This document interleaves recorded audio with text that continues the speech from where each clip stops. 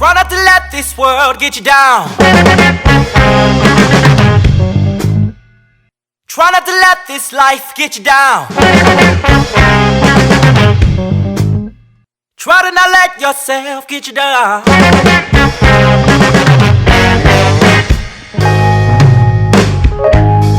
I need everybody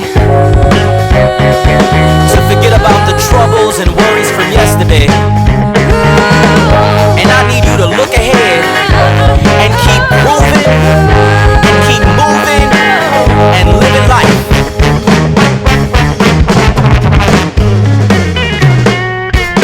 I said keep on living. Sometimes life gets you down, so you calm down on yourself. Don't give up, just push on. I say, when the darkness starts to beat you and your world it seems to be cool and your heart needs a redo, just remember to stop and try. When the sun don't seem to peek and your friends they start to leave you, this reality can't deceive you. Just remember it all works out in the end. I know if I can't stop you, then I'm gonna show it. I pass it around like the loud moment. I gotta dance, I gotta move, I gotta dance. I know if I can't stop you, then I'm gonna show it. I pass it around like the loud moment. I share the Lord, that's because I'm still alive. Legend has it that you can still to this day hear bagpipes playing in the distance.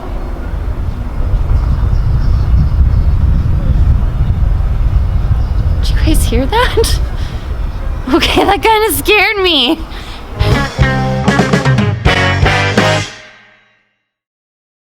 Welcome to Scotland! We're in Edinburgh. Great journey here on the train, but it is quite a bit colder.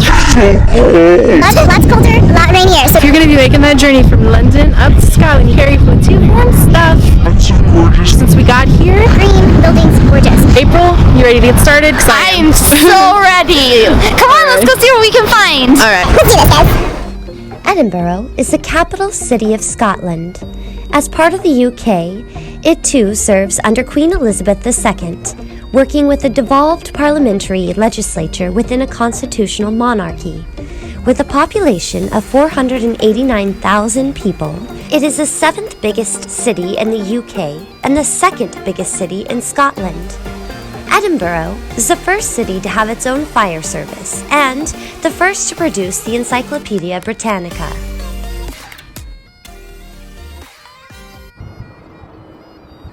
We are standing in front of the infamous Edinburgh Castle, one of the biggest tourist attractions in all of Scotland. Why was the Edinburgh Castle built and how old is it? Currently, we are standing on the east entrance. What makes the east side so important is that it was literally the only accessible way into the castle. It actually sloped down into town and to the Royal Mile. Every other side of the castle is lined with steep cliffs, which prevented anyone from coming truly through any other side. There's cannons up there facing the east, because everyone would be coming from this direction so they could have all of their entire defense focused here. It was a huge defense mechanism that they had to prevent outside forces from overtaking the castle, because if you look this way, where all the rocks are, do you know how hard it would be to climb up and try to overtake a castle from that way? So they didn't have to spread their defenses out as much. They could focus them primarily on the east side. And it's the same on all other 3 sides. This is the only way that you could go. As you can see, this castle is enormous, so big. And there was one point in time when they lost the Scottish crown jewels for 100 years inside that castle.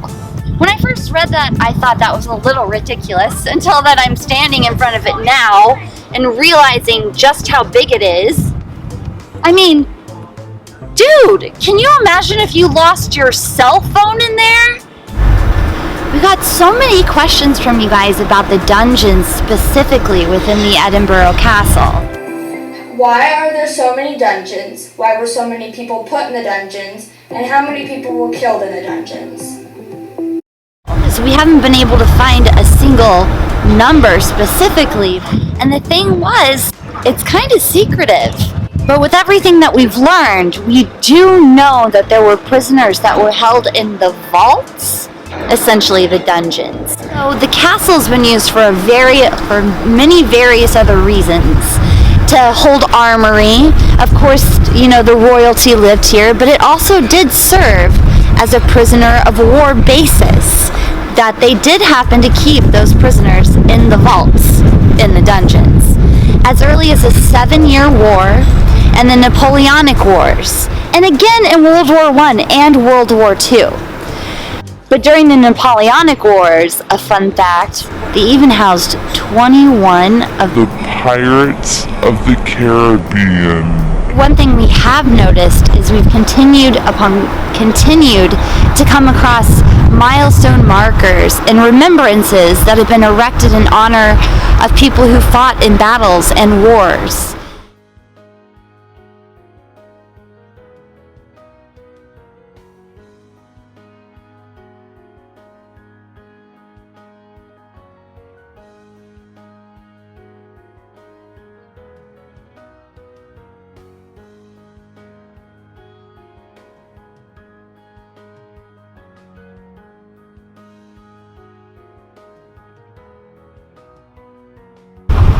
A lot of our students also asked about all the haunted places in Scotland. Are there any haunted places or myths in this town? If so, what are they? Actually, the castle is one of the most haunted places, not only in Scotland, but in the world. And the best story that we discovered upon was back in time they discovered passageways underground that led all down Royal Mile, which you're going to be seeing later in this segment. In order to track where these tunnels went, because they didn't have GPS systems back then or Apple Watches or anything like that, they sent a young man who played the bagpipes down into the tunnels, and he would play his bagpipes so that they could track him and kind of map out where all these tunnels were headed. And then mysteriously, his bagpipes stopped playing. And all of the people that were excavating this area were so worried and scared that they sent a search team down to go and find him. And they could never find the bagpipe playing boy ever again. And the legend has it that you can still to this day hear bagpipes playing in the distance.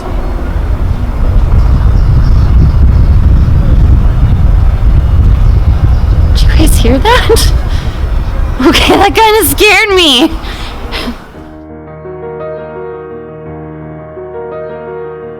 Well, here we are, Greyfriars Kirkyard. Kirkyard means churchyard, just so you know. In fact, it is the home to the Bloody Mackenzie. He was someone who persecuted the Covenanters a lot. Covenanters were the Presbyterians in the early 1700s. He hurt and killed so many people that they nicknamed him the Bloody Mackenzie. And when he died, he was buried here with some of his family. The Mackenzie gravesite, the Black Mausoleum, has the most recorded poltergeist movements of anywhere in the world. So you asked us where the most haunted place in Scotland was, and we're showing you the most haunted place in the world. The Black Mausoleum. As the story goes, one stormy night, a homeless man who was trying to seek shelter from the storm broke open the lock. And while he was inside, he was messing around and one of the coffins broke open. And the floor began to shake, and apparently he fell through because there was an entire other graveyard underneath his feet. Ever since that day, this site has more recorded poltergeist movement than anywhere else in the world. In the world.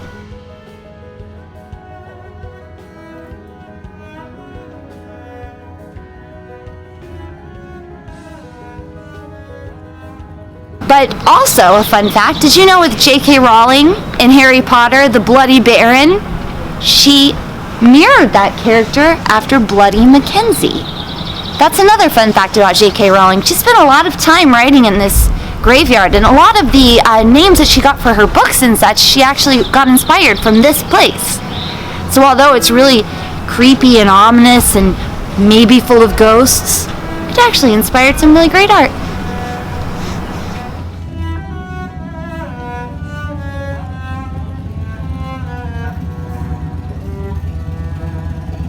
I am standing outside of the Elephant House, which happens to be the birthplace of Harry Potter. That's right. J.K. Rowling started penning the Epic series here, right here. She sat with her coffee and her tea, and she would just write away.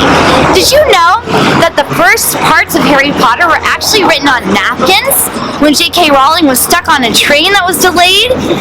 Yeah, that's crazy. I wonder if one of the napkins came from the Elephant House. Did you know that J.K. Rowling had 13 publishers deny her publication for Harry Potter? That's a lot, and then it became the biggest, most wide-selling phenomenon the world's ever seen. And to think it all started right here.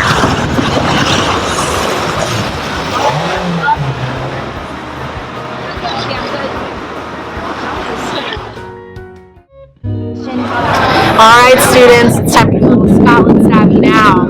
Did you guys know that if you do go to London first before you come to Scotland, you better make sure that you don't call Scottish people English. Very, very offended by that. They're technically a part of Great Britain, so they aren't British people, but they're not a part of the country of England. Edinburgh, which is where we are today, and you can kind of see behind me, and Scotland and England being two completely different countries, it would be like somebody calling you guys Canadians. We're still part of North America, but we're not really in the same country. So you better stay savvy if you make a trip up to Scotland and know that they are not English, but they are British. Do you guys remember what I was telling you earlier about the haunted bagpiper that haunts the Edinburgh Castle? Well, here I am today, standing in front of a modern-day bagpiper. No one really knows how or when bagpipes made it to Scotland, but a lot of people estimate that they originated in ancient Egypt and were brought over by the Roman legions who were trying to overtake the castle. In the 1700s, the bagpipe actually became a symbol of war because its shrill noise could be heard up to 10 miles away, way further than the trumpets that they've been using. It also happens to be the national instrument of Scotland.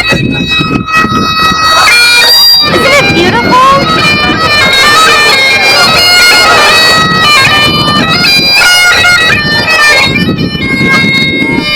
And it's kilt too.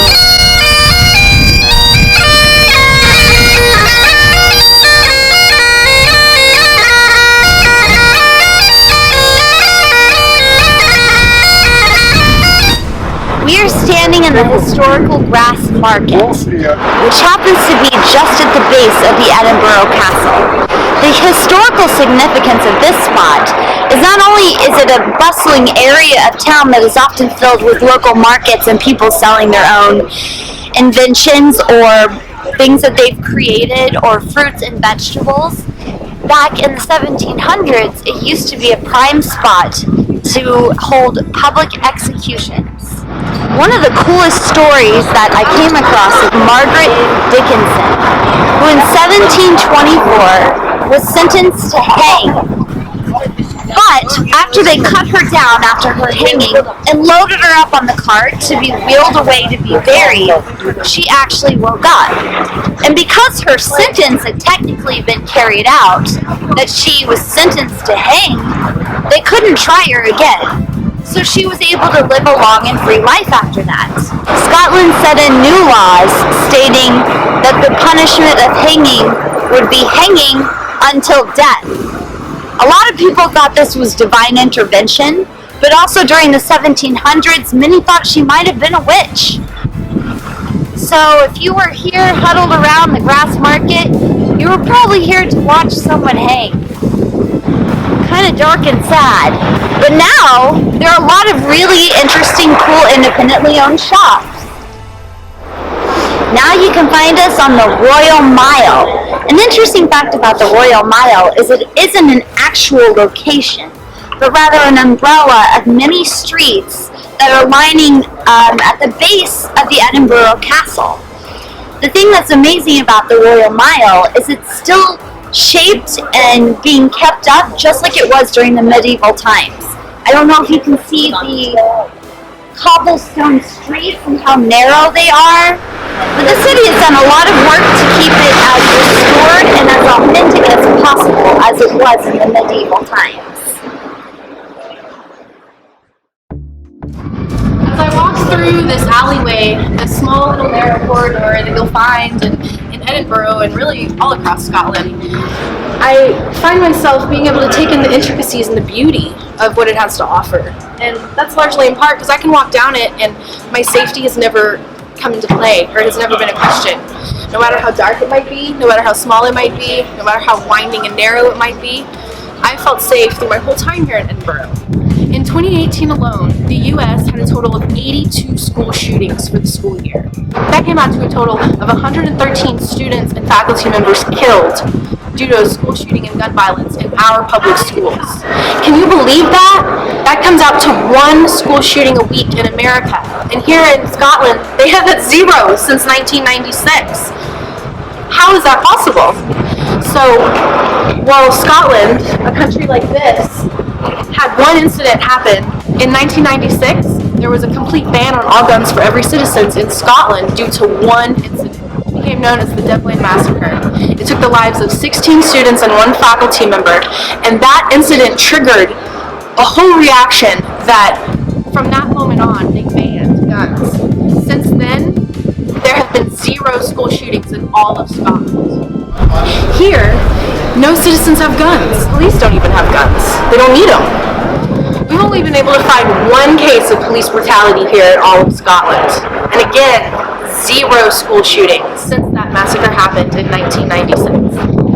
Yes, there have been incidences of knife violence in Scotland, but since enacting the ban on guns in 1996, there has been less than 5% of fatalities due to knife violence. And of those, related to robberies or assaults. We have guns on every street. We're actually deregulating and taking away sanctions on who can get guns and who can own guns. But you start adventuring into countries like Scotland that none of them have them, and it makes you wonder. While we do have that Second Amendment right in America, you can bear arms, you can carry a weapon if you choose. We've kind of seen the vast difference of how they handle these kinds of issues, and particularly gun violence, and the way that they respond whenever they're youth and their students and their own people have their lives taken by senseless acts of violence and gun violence. We must remember that our Constitution and our Declaration of Independence guarantees you your right to life, that you, a citizen of the U.S., has the right to life, liberty, and the pursuit of happiness. Their right to life around here seems to be a little higher because there isn't that worry about what somebody's carrying on the street or what might happen when you're out walking. It's really curious to think about how our problem in the U.S. has only continued, and really, it's escalating. It's still escalating today. And places like Scotland, where they've gone in and made changes, well, Scotland's is basically non-existent.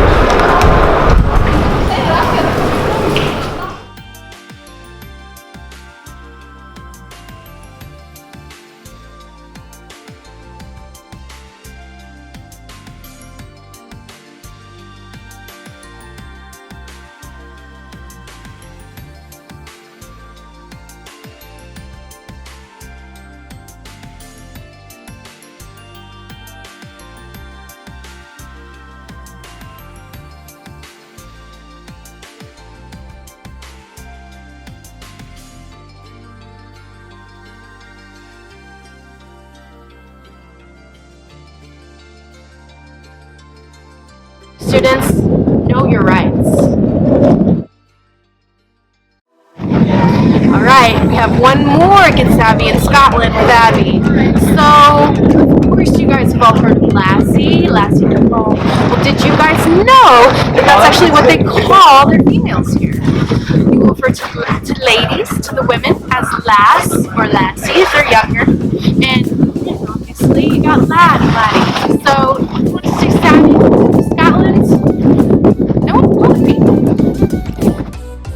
I also love that everyone's having fun. Yeah, exactly. Because what's like Exactly.